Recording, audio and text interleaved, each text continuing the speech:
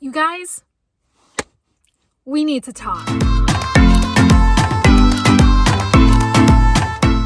I want to talk about the chilling adventures of Sabrina, aka Chaos.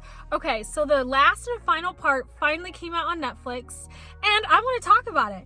So I've decided to talk about each episode individually so that I talk about everything that I want to talk about and I don't miss a lot of things. So I have some notes here so that I don't forget what I want to talk about. Starting off with Chaos, Part 4, Episode 1. So at first, I'm not going to lie, it was a little boring because it starts out with Father Blackwood, him doing Father Blackwood stuff, some shady stuff. And I'm like, oh my God, like this is so boring. And I totally forgot what happened last season. I'm not going to lie. So when I saw Father Blackwood, I'm like, wasn't he dead? Like, I was honestly so confused because I forgot what happened last season. I probably should have looked up on that, but it's okay. It's all good. So it starts out with Father Blackwood and him we don't know what he's doing at this part. He's just conjuring up some mischief. That's what he's doing.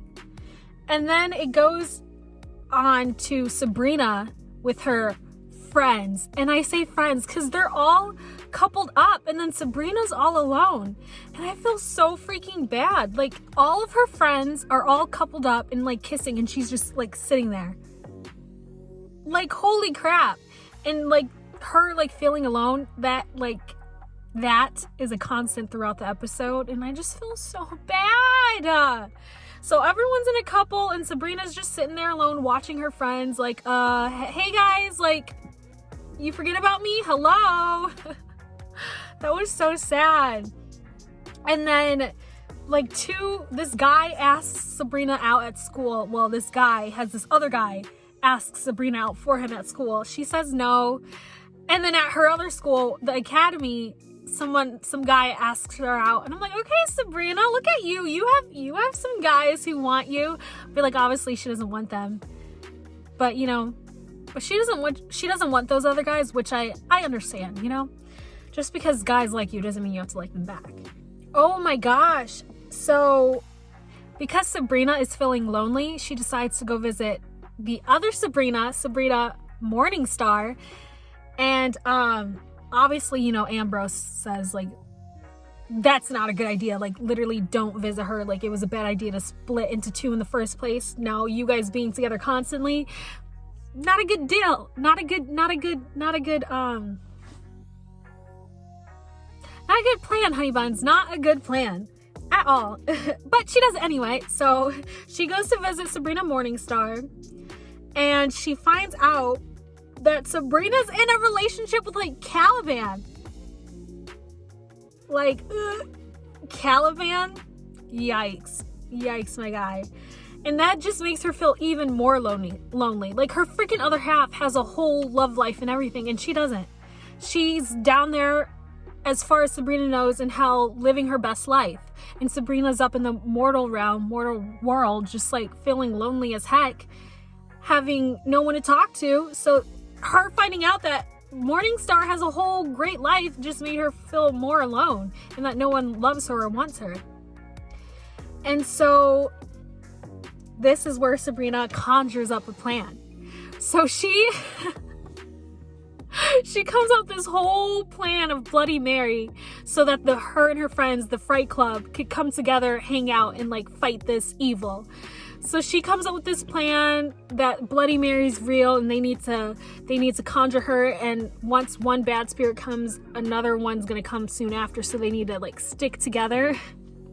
But then Roz, she caught on to that real quick. She's like, Sabrina, you don't need to make things up in order for you to hang out with us. Well, apparently she does, because you guys are all coupled up and you never want to hang out with her. So apparently she didn't need to do that, Roz. I'm not mad at Sabrina for that. I thought that was hilarious. I'm not mad at her for it. Later on, after that, we actually figure out what Father Blackwood was doing. He was conjuring up spirits or something. He was conjuring up these miners. The miners that were in the mines. They're ghosts or something, darkness or whatever. So he was conjuring them up. And we soon find out they're part of the Eldritch terrors. I don't know how to say that, but they're part of the terrors that will soon be coming throughout the season of part 4. So we learn about Father Blackwood's plan to conjure up every single one of the terrors because he wants world domination. Like, okay, like, calm down, Father Blackwood, calm down. So Sabrina, Ambrose, and everyone, and the Fright Club. Oh my god, yeah. Okay, so Sabrina, Ambrose, and like the Fright Club. Even Nick joins in. Oh, I love Nick. They all come up with a plan to defeat the darkness that Father Blackwood unleashed.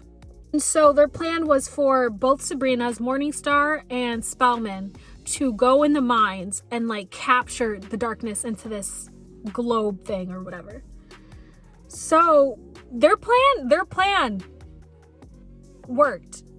Their plan worked. So when both Sabrinas were down in the mines, Sabrina Morningstar went into like further into the cave of the mine, and she started saying this chant. But the darkness feeds on people's like insecurities and fears. So while they were doing the chant to like capture the darkness, they were doing well. But then they started feeding on Sabrina Morningstar's fear. I guess it was both of their fears about how they're so alone and no one will love them. No one loves them. They'll always be alone and no one cares about them. And I was like, oh my God, like that's so harsh. And I'm like, please don't believe it, because you are so loved. Like, you are so loved, Sabrina. But, you know, she falls victim to it and she believes it. So Sabrina Spellman goes into the cave with Sabrina Morningstar to see what was going on, because the spell just stopped working. And then she, like, hyped her up. She's like, you know, even if you do feel alone, like, we always have each other.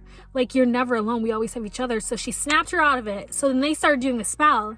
And, bro, here comes the darkness again, feeding on Sabrina Spellman's fear. I guess it was the same as Morningstar's, how she's alone, no one loves her, no one's ever gonna love her. And I'm like, dang, like, chill on them. And so, like, it, like, stops working, and then Ambrose feels that. So, this was so sweet. Oh my God, this was so cute. So Ambrose, like, telepaths to the academy to, what's her name? One of the weird sisters, I forgot her name, the main one. And so she was like, oh, we need to focus all our energy on Sabrina. And then they did. And then both Sabrinas felt that. And it was so cute. They felt the power, and that gave them strength to capture the darkness. How cute. And it just, like, it made, obviously they were feeling alone in that moment and no one cared about them. But when they focused their energy on both Sabrinas, and like they felt that energy, I know they felt loved. How cute. So then after they captured the darkness,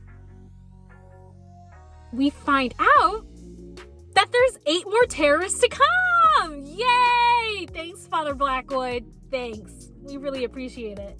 So Father Blackwood is gonna conjure up all these 8 terrors just in case they don't work, to end the world, because he wants to rule the world, I guess.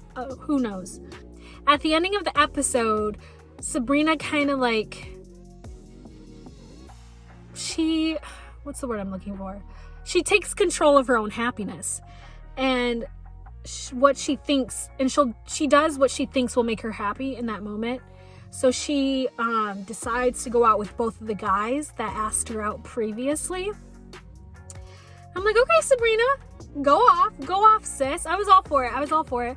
I did not think it's the love that she's craving, but you know, you gotta figure yourself out somehow, and you're not gonna learn if you never just do it, you know what I mean? So she decides to go out on the date with both of the guys, and then at the end of the episode, she was happier than she was in the beginning, and like her and Sabrina had a little dance party in their bedroom, but oh my gosh, they almost got caught by Aunt Zelda and Hilda, I think. Or maybe it was just Zelda. Yeah, I think it was Zelda. They almost got caught because Zelda came in there and she's like, who are you dancing with? Like, who are you talking to? She's like, oh, no one, just myself. Which wasn't a lie though. She was. And then she was like, I did not notice this throughout the whole episode, because I'm like, how are they able to tell the Sabrinas apart? I could tell them apart based off like their personalities and like how they acted. But I'm like, how can the other people tell them apart? And it's because of their headbands. I didn't notice it. Sabrina Spellman wears a black headband while Sabrina Morningstar wears a red headband. So, and Zelda was like, since when did you start wearing a red headband? And she was like, oh, just thought I would try something different. And I was like, oh my gosh, like that's kind of cute that throughout the season people notice the differences like that, because I would never notice if you switched up your headband from black to red. I don't know if that's a good or bad thing, but I would have never noticed that. And ever since that episode, that scene in that episode, I've noticed it throughout the season. So I'm like, oh, interesting. And then after, the Sabrinas almost got caught, they continued to dance together.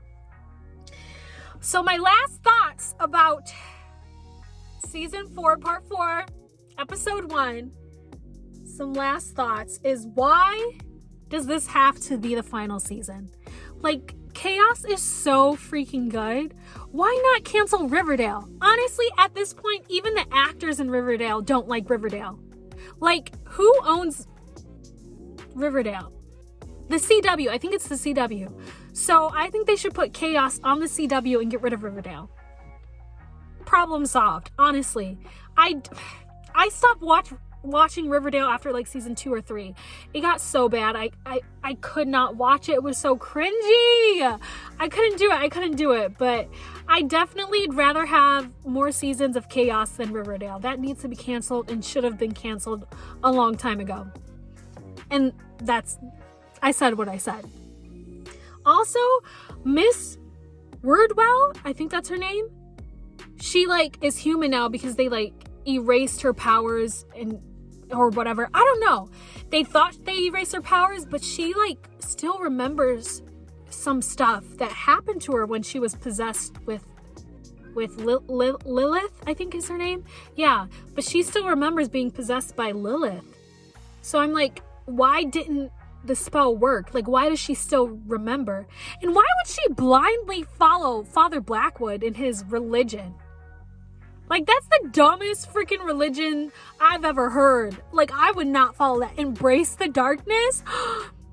No, thank you, sir. No, thank you. He said embrace the darkness. Couldn't be me. I still sleep with a nightlight. Not really. It's a salt light rock lamp thing, but it produces light. So I still sleep with the nightlight. I can't embrace the darkness. Could not be me, sir. Oh my gosh. So I guess that's brave of her. I don't know why she would follow him blindly, but go off, sis, I guess. My last point that I want to wrap up in this episode is I couldn't care less. I honestly couldn't care less about Zelda and her girlfriend. They're boring. They're just boring. I honestly don't care. I don't care. As the season went on, I liked Zelda's girlfriend more. I forgot her name. But I liked her more, but I still did not care about their relationship. Honestly, a waste of time, space, and energy. I'm why? Not a fan. Not a huge fan.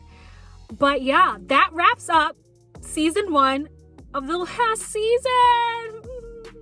Tell me your thoughts, what you guys thought of it, and we can discuss it in the comments below. I'm super excited to get your guys' opinions on the episode, and if I missed anything, let me know. All right, see you guys later.